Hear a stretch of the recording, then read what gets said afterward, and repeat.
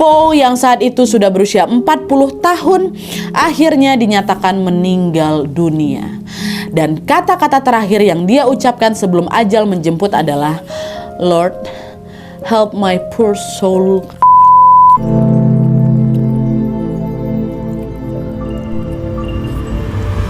Edgar Allan Poe atau yang lebih dikenal dengan panggilan Poe ini adalah seorang penulis terkenal asal Amerika yang sering disebut-sebut sebagai Master of the Macabre atau master dari hal-hal yang mengerikan. Julukan ini tuh muncul karena Poe ini tuh sering sekali menulis karya-karya sastra bertema horor dan juga mencekam. Nah, konon katanya gaya penulisan Poe yang gelap ini dipengaruhi oleh kisah hidupnya yang juga kelam. Jadi sebelum aku bercerita lebih jauh tentang misteri tewasnya si Edgar Allan Poe ini, pertama-tama aku mau ceritain dulu tentang perjalanan hidupnya dari awal, ya. Nah, jadi Edgar Allan Poe ini lahir pada tanggal 19 Januari 1809 di Boston dari pasangan aktor yang miskin yang bernama David dan juga Elizabeth Poe. Dia ini anak kedua dari 3 bersaudara, kakaknya bernama William dan adiknya bernama Rosalie. Nah, pada saat masih kecil ayahnya ini tiba-tiba menghilang, nggak pernah balik-balik ke rumah, dan lalu disusul ibunya yang meninggal setahun kemudian karena TBC. Setelah menjadi yatim piatu di usia 2 tahun, Poe ini dipisahkan dari kakak dan adiknya. Mereka sama-sama diadopsi dari keluarga lain, dan Poe waktu itu diadopsi sama keluarga yang namanya keluarga Allan. Ibu angkatnya Poe yang bernama Frances betul-betul menyayangi Poe sepenuh hati. Tapi sebaliknya, John Allan atau si ayah angkatnya ini malah bersikap keras, dan menganggap si Poe ini jadi bebannya dia. Jadi di sini tuh yang betulan sayang sama si Poe ya cuman ibu angkatnya aja, si Frances tadi tuh. Nah, seiring berjalannya waktu, Poe ini tumbuh sebagai anak yang sangat cerdas dan mencintai sastra. Dia mulai tuh nulis untuk menuangkan isi hatinya, terutama sejak dia jatuh cinta dengan ibu dari temannya sendiri, yaitu seorang perempuan yang bernama Jane yang memang dikenal lembut dan juga penyayang. Bagi Poe, Jane ini tuh adalah sosok pengganti ibu yang selama ini memang dia rindukan. Tapi tidak lama setelah perasaan itu tumbuh, Jane justru meninggal dunia. Nah, kematian tante Jane ini pun sangat membekas dan membuat si Poe ini mulai menulis puisi-puisi bernuansa duka. Termasuk salah satu karya awalnya yang terkenal berjudul To Helen, ya. Nah, lalu pada saat dia berusia 17 tahun, Poe ini menjalin cinta diam-diam dengan seorang wanita yang bernama Elmira Shelton. Tapi hubungan mereka ini ditentang sama keluarganya Elmira karena Poe ini mereka anggap tidak punya masa depan gitu. Nah, di tahun yang sama juga Poe ini kuliah di Universitas Virginia. Namun hidupnya itu sulit gara-gara dia tuh cuma dikasih uang seadanya aja sama bapak angkatnya, sama si John ini. Pas kondisinya makin kepepet, Joe ini pun mulai mencari cara lagi untuk bisa mendapatkan uang tambahan. Tapi sayangnya Joe ini malah salah jalan, dia ini nyari uang tambahan itu dengan berjudi sampai-sampai dia terlilit hutang sebesar 2.000 USD waktu itu, setara 50.000 USD tahun sekarang atau 800 juta rupiah kalau sekarang nih. Saat dia meminta bantuan sama John Allan bapak angkatnya untuk membantu bayar hutang dia ini, permintaannya jelas langsung ditolak mentah-mentah lah sama si John. Dan jelas John ini juga nggak suka sama si Poe ini kan. Hubungannya yang memburuk dengan ayah angkat dan juga patah hatinya karena Emilia pacarnya tadi ini juga selain udah ditentang sama mamanya, dinikahkan juga sama laki-laki lain. Itulah yang membuat si Poe ini makin kehilangan arah, dan dia memutuskan untuk berhenti kuliah.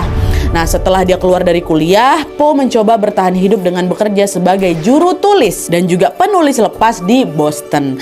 Tapi utang yang menumpuk ini terus ngantuin dia.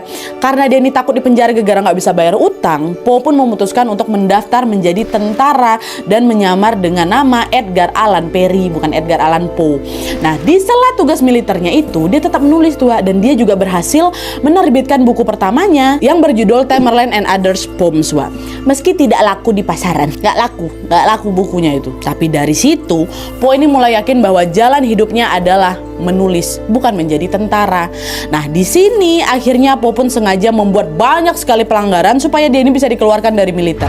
Ada lebih dari 100 pelanggaran yang dilakukan sama si Poe itu supaya dia bisa keluar dan hasilnya dia pun resmi dikeluarkan di tanggal 6 Maret 1831. Nah, dari titik ini Poe betul-betul menekuni dunia tulis-menulis. Meski perjalanannya penuh rintangan, semua pengalaman masa kecilnya, kehilangan, penolakan, cinta kandas dan juga kemiskinan perlahan menjelma menjadi macam bahan bakar utama gitu dalam karya-karyanya yang kelam dan penuh misteri. Disinilah awal mula Poe menjadi penulis terkenal.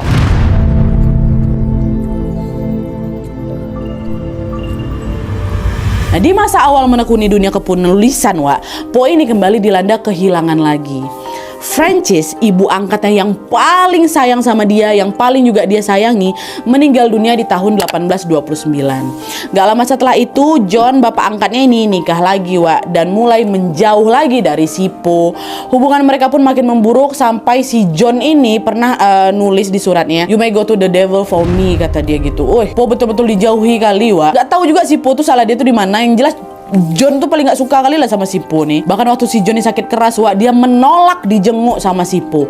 Dan waktu dia meninggal di tahun 1843, John ini kan meninggal juga kan, nama Poe sama sekali tidak disebut dalam surat wasiatnya. Alhasil Poe lagi-lagi hilang arah, dia udah gak punya uang, dia udah gak punya orang tua, dan dia juga gak tahu harus pergi kemana.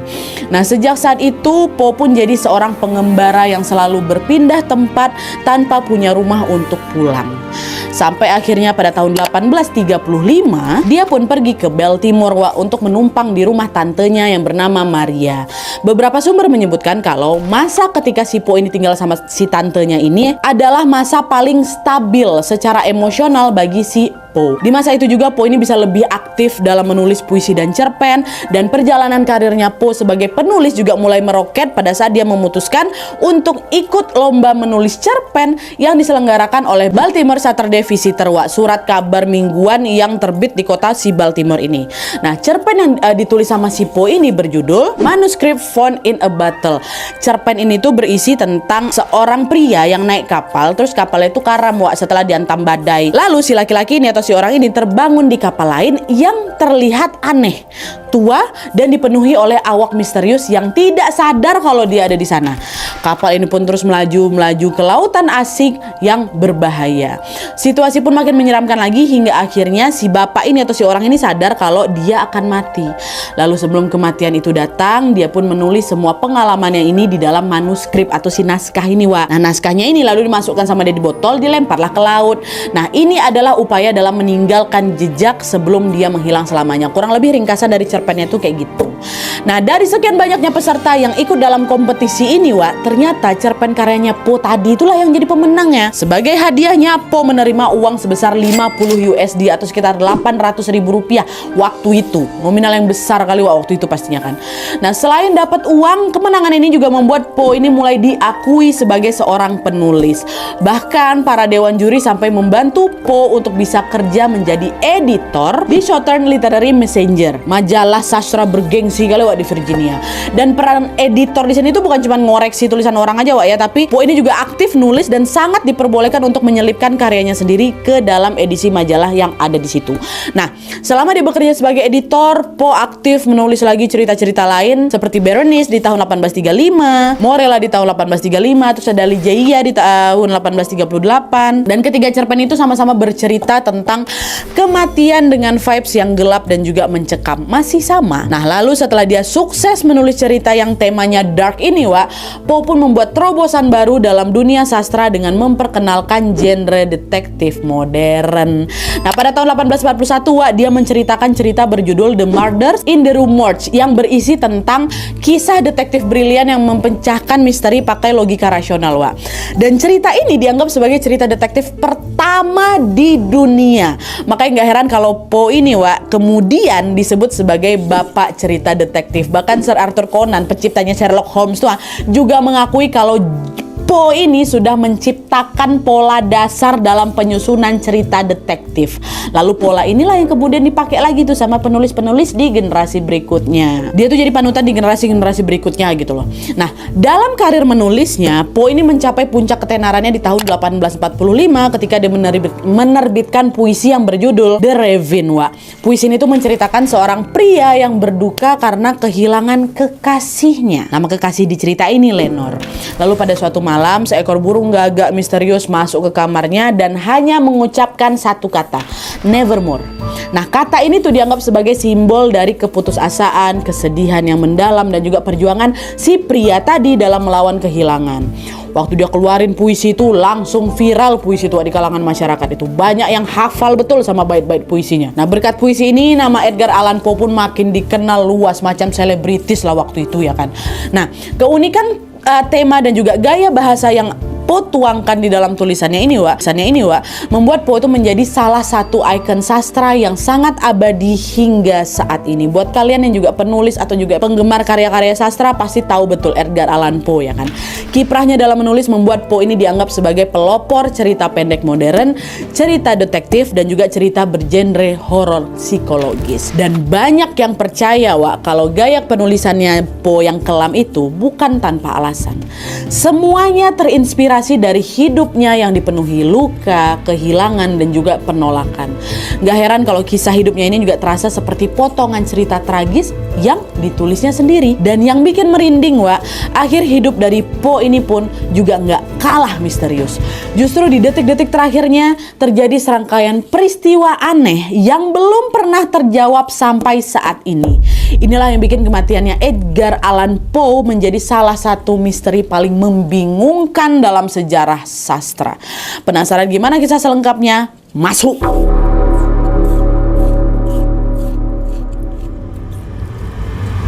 Sebelum masuk ke kisah meninggalnya Poe, aku mau ngajak kalian untuk sedikit flashback dulu ke belakang untuk melihat perjalanan cintanya Poe lagi ya. Karena kisah itu menjadi salah satu alasan yang bisa dibilang membuat Po ini terpuruk di akhir hidupnya. Oke. Nah, jadi ceritanya selama Po tinggal di Baltimore atau waktu dia tinggal sama tantenya itu, Po ini ternyata jatuh cinta sama sepupunya sendiri yang namanya Virginia. Dan perasaan itu juga berbalas. Akhirnya mereka pun menikah nih di tanggal 16 Mei 1836. Pernikahan mereka sempat menuai kontroversi karena pada saat itu Po itu sudah berusia 26 tahun sementara Virginia masih berusia 13 tahun. Tapi di sini usia mereka sama sekali tidak menjadi penghalang. Po terang-terangan memuji kecantikan istrinya dan Virginia istrinya juga begitu. Dia sering mengagumi Po sampai sering duduk diam gitu di sampingnya si Po sambil memandangi suaminya menulis puisi tentang dia kayak gitulah. Nah, tahun demi tahun pun berganti, Po dan Virginia pun dengan bahagia menjalani rumah tangga mereka Tapi sayangnya makin lama kesehatannya Virginia ini mulai nggak stabil. Dia jadi sering sakit-sakitan, sering lemah gitu kan. Dan waktu diperiksa ternyata Virginia juga ngidap TBC. Tahun 1800-an itu TBC memang lagi jadi wabah kali di Amerika.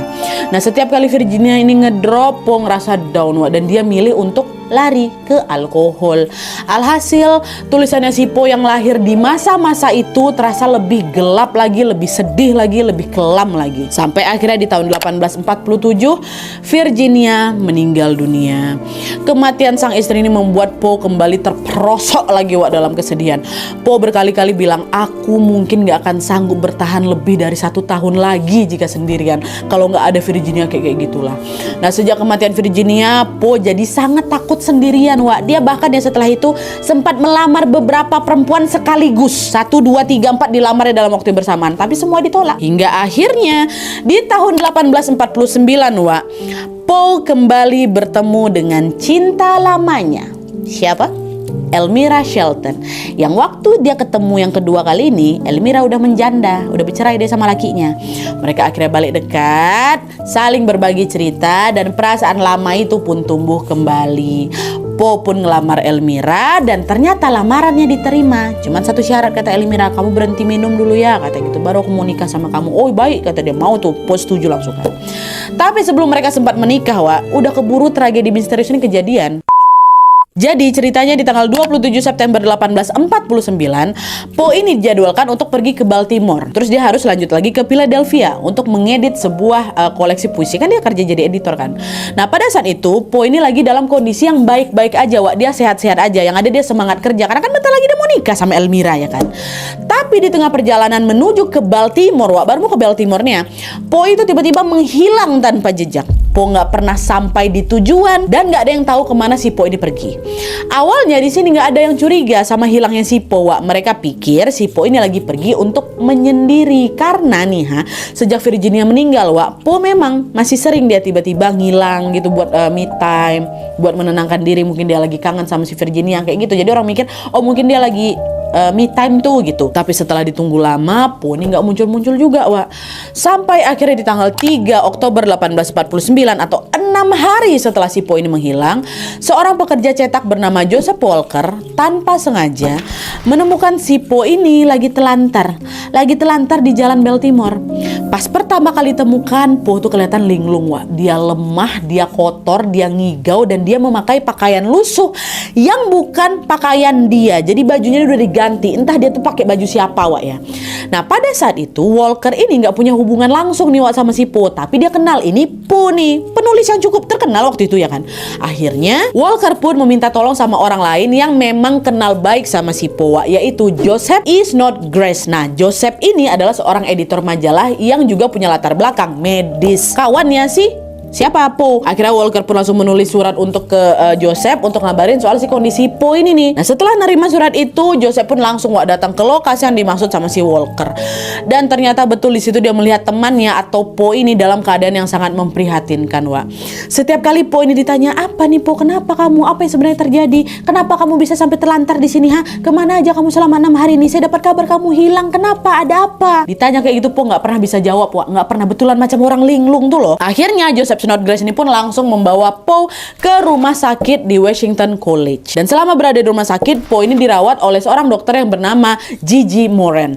Nah, dokter Moran ini bilang pada saat itu Po ini sering ngomong nggak jelas loh. Dia sering ngigau, kadang sadar, kadang linglung kayak gitu. Gitu terus berkali-kali. Terus setiap kali ditanya tentang apa yang sebenarnya terjadi, lagi-lagi Po tuh nggak pernah cukup sadar untuk menjelaskan dengan baik apa yang dia alami selama beberapa hari hilang kemarin tuh. Pada saat itu tim medis mencoba banyak cara untuk bisa mengembalikan kesadarannya Alan Po ini kan, Wak. Tapi yang terjadi, Po ini malah makin ngedrop. Dan Po diduga mengalami halusinasi tingkat tinggi di mana dia sering menyebut-nyebut nama Reynold.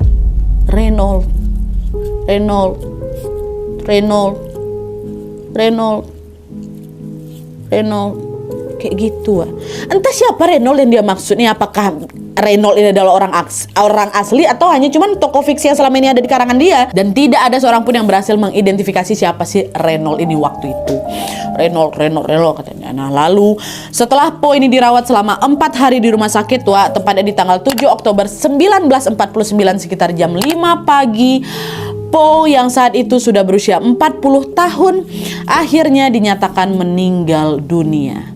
Dan kata-kata terakhir yang dia ucapkan sebelum ajal menjemput adalah, "Lord, help my poor soul," kata dia. Ya Tuhan, tolonglah jiwaku yang malang, kata dia gitu. Dan setelah dinyatakan meninggal, Po langsung dimakamkan secara sederhana aja, Wak, di Baltimore. Bagi Po sendiri, perjalanan hidupnya ini memang sudah selesai sampai di situ. Memang sudah, ya udah, Alan Po meninggal dunia. Tapi bagi orang-orang sekitarnya, Wak, misteri tentang kematian Po ini menjadi cerita yang tidak pernah selesai dibahas atau nggak ada matinya. Pada saat itu, orang-orang di sana pun mulai berspekulasi tentang apa yang sebenarnya terjadi kepada Edgar Allan Poe ini di akhir hidupnya, Wak.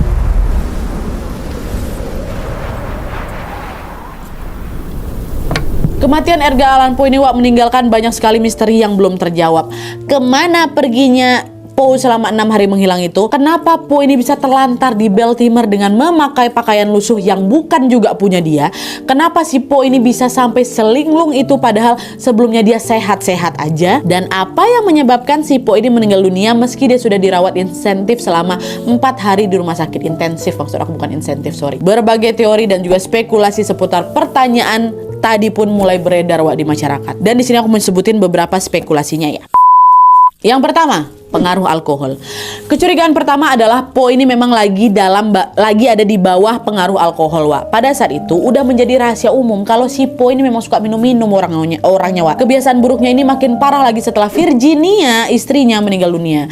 Padahal kondisi fisiknya si Poe ini bisa dibilang udah agak lemah, Wak, karena kadar toleransinya terhadap alkohol itu ternyata rendah. Dia minum 2 gelas anggurnya bisa langsung teler deh, Wak. Nah, orang-orang menduga mungkin Poe waktu itu minum terlalu banyak alkohol, makanya keadaan Poe sampai sekacau dan selinglung itu. Nah, sekilas teori ini memang dianggap masuk akal, Wak. Tapi ternyata teori itu langsung dibantah sama orang-orang yang sempat ngerawat Poe sebelum dia meninggal dunia.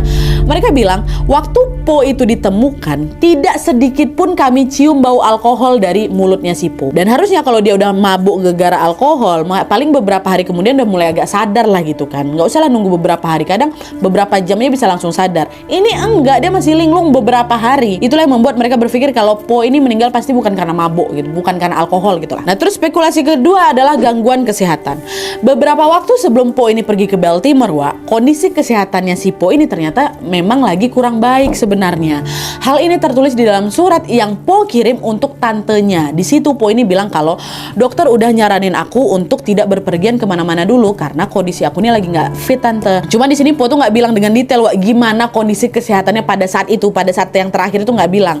Cuman beberapa orang percaya kalau Po ini lagi terserang flu berat Nah di hari ketika si Po itu ditemukan terlantar di Baltimore, di saat yang sama musim di Baltimore ini juga lagi tidak bersahabat karena sering turun hujan. Hal inilah yang memunculkan dugaan kalau Po yang lagi flu berat ini kemungkinan kehujanan dan membuat kondisinya makin lemah lagi, makin parah lagi. Lalu flu yang dideritanya ini pun berkembang jadi pneumonia yang membuat dia akhirnya demam tinggi sampai mengigau. Tapi dugaan soal sakit flu ini juga masih menjadi perdebatan di kalangan dokter. Pada saat itu ada dokter lain yang mempelajari kondisi kesehatannya Po dan dia menyatakan bahwa Po ini menunjukkan gejala yang mirip seperti rabies malah. Dugaan ini diperkuat dengan fakta bahwa di akhir hidupnya Po ini takut sama air. Terus dia sering gelisah-gelisah gitu dan ini adalah ciri utama dari rabies gitu. Terus yang ketiga, spekulasi ketiga adalah depresi akut. Po diduga mengalami gangguan mental berupa depresi akut. Seperti yang sudah aku bilang tadi kematian sang istri tercinta atau Virginia ini kan membuat Po ini sangat terpukul dan hancur ya kan. Sejak saat itu Po harus hidup sendiri dalam keadaan miskin dan juga kesepian. Dia terus mengembara ke berbagai kota untuk bisa mencari pekerjaan ini Tapi tetap aja hidupnya tuh sebenarnya nggak pernah stabil secara finansial. Nah di titik itu Po tuh udah macam kayak nggak tahan lagi tuh Lalu kebiasaan buruknya yang suka minum alkohol itu makin menjadi-jadi lagi. Dia jadi mabuk-mabukan terus. Lalu dalam sebuah surat yang Po pernah tulis untuk temannya, Po ini pernah bilang aku sama sekali nggak menemukan kesenangan dalam zat-zat pemicu atau alkohol ini yang kadang ku minum dengan sangat gila. Bukan demi mencari kebahagiaan, aku mempertaruhkan hidupku, reputasiku dan kewarasanku di sini. Artinya Po ini bilang kalau alkohol pun juga nggak ngasih dia kesenangan kok. Dia tetap minum karena tertekan dan butuh pelarian aja gitu. Terus yang keempat korban kuping. Ini teori terakhir ini yang paling populer kali dan paling dipercaya sama para sejarawan di sana. Po menjadi korban dari praktek kuping yang lagi marak sekali pada zaman itu. Apa itu kuping Nadia? Nah jadi kuping ini adalah aksi penipuan pemilu yang sangat populer di Amerika pada tahun 1800-an ini Dalam prakteknya, geng-geng atau kelompok bayaran akan menculik orang acak dari jalanan lalu dipaksa minum alkohol atau obat-obatan sampai teler. Nah setelah itu para korban ini akan dipaksa pergi ke tempat pemungutan suara dengan identitas palsu untuk bisa memilih kandidat tertentu berulang-ulang kali. Nah biar tidak ketahuan kalau para korban ini udah pernah ngevote, para korban pun sering dipakaikan baju berbeda setiap kali dia masuk TPS. Jadi biar kelihatan kalau mereka ini memang orang yang beda, padahal orangnya sama, cuma bajunya aja diganti Terus nanti setelah korban ini selesai ngevote, kebanyakan mereka ini akan dibuang gitu aja di sembarang tempat dalam kondisi yang sudah kritis. Bahkan beberapa sumber juga bilang kalau korban kuping ini ada yang ditemukan meninggal juga di pinggir jalan. Nah teori ini dianggap cocok kali nih sama Po. Setelah menghilang selama beberapa hari, Po kan ditemukan di jalanan Baltimore kan Tepatnya itu di depan Gunners Hall yang merupakan salah satu tempat pemungutan suara. Pada waktu itu kota Baltimore ini memang lagi mengadakan pemilu lokal. Selain itu Po ini juga ditemukan dalam kondisi tidak mengenakan pakaian milik dia sendiri kan. Pakaian yang dikenakan itu dianggap sebagai bukti kuat kalau Po ini memang sudah dipakai baju ganti seperti yang sering dilakukan dalam praktek kuping. Dan gongnya adalah, kalian ingat kan selama di dalam rumah sakit, dirawat di rumah sakit, Po ini terus nyebut-nyebut nama siapa? Nama Reynolds kan. Sebelum akhirnya dia meninggal dunia. Nah, yang bikin merinding di sini adalah nama salah satu polling official yang tercatat sedang bertugas di area Gunners Hall, tempat di mana Po ditemukan adalah Joseph W. Reynolds. Reynolds. Jadi muncullah dugaan di sini, Wak, bisa jadi Poe melihat atau bahkan berinteraksi langsung dengan si Reynolds ini selama insiden kuping itu terjadi, Wak. Dan dalam kondisi linglung, nama itulah yang terus bergema di kepalanya, atau nama itulah yang harus dia paksakan untuk dia ingat sampai di detik terakhir hidupnya. Dan teori ini didukung juga dengan fakta bahwa orang-orang yang sering menjadi korban dalam praktek kuping adalah mereka yang kondisinya lemah dan lagi berjalan sendirian. Ini juga cocok juga sama si Poe kan, dimana waktu itu dia memang lagi dalam perjalanan menuju keluar kota sendirian. Mungkin dia juga lagi kecapean, gak punya perlindungan, dan tubuhnya lemah karena alkohol. Nah, di masa sekarang, Wak, banyak sejarawan modern yang menganggap kalau teori kuping ini adalah penjelasan yang paling masuk akal dibanding teori-teori yang lain. Bahkan beberapa artikel sejarah lokal dari Maryland Historical Society, Wak, atau lembaga arsip dan juga museum sejarah tertua di Amerika, menyebut kalau praktek kuping ini selalu memakan korban jiwa tiap musim pemilu. Itu berarti tidak menutup kemungkinan juga kalau Edgar Allan Poe ini menjadi salah satu dari korban kuping itu, Wak. Dan dari semua teori-teori itu, kalian lebih percaya yang mana? Jangan lupa komen di bawah, ya. Oke, Wak, jadi itu tadi cerita tentang misteri tewasnya Edgar Allan Poe. Menurut aku, Wak, spekulasi terakhir tentang korban praktek kuping tadi tuh, Wak, memang menjadi teori yang rada masuk akal buat aku. Soalnya Poe ini kan ditemukan di lokasi dekat TPS ya kan, bajunya juga udah diganti. Kalau Poe cuma sebatas mabuk atau depresi, harusnya dia nggak sampai ganti baju. Nggak, ngapain dia repot-repot kayak gitu, udah depresi, sibuk-sibuk aku ganti baju, ngapain? Pun kalau dia mau ganti baju, kok dapat baju tuh dari mana? Tapi meskipun teori ini dianggap yang paling masuk akal, Wak, ya, sebenarnya juga belum bisa dibuktikan secara resmi karena pada masa itu alur penyelidikan dari kasus kriminal kan belum serapi sekarang ya kan. Jadi masih masih spekulasi aja. Tapi sedih, Wak, ya, sepanjang aku nyimak kisah hidup Allan Poe nya, rasa-rasanya dari dia lahir sampai dia meninggal, ada aja kejadian malang yang nimpa dia. Hal itulah yang membuat vibe sepi dan juga gelap makin melekat lagi dalam dirinya Allan Poe. Bahkan sampai burung gagak, si tanda kematian juga sering dikaitkan sama figur Edgar Allan Poe loh, Wak. Tapi bagaimanapun namanya hidup pasti banyak naik turun juga kan. Gak cuman Poe aja, Nadia, kita juga kayak gitu. Dan setidaknya dari kisah Poe ini, Wak, kita bisa belajar bahwa kesedihan dan kemalangan tidak selalu buruk. Kita bisa mengubahnya menjadi cerita atau menjadi karya yang melegenda seperti yang sudah dilakukan sama Allan Poe. Dimana sampai hari ini tulisan-tulisan Poe dianggap sebagai salah satu warisan besar dalam dunia sastra. Gitu, Wak, ya. Oke, Wak, jadi sekian dulu videonya. Terima kasih banyak yang sudah menonton. Kalau kalian suka video ini, klik like-nya. Jangan lupa komen di bawah tidak ada dan saran-saran tulis selanjutnya. See you next video, Wak. Bye.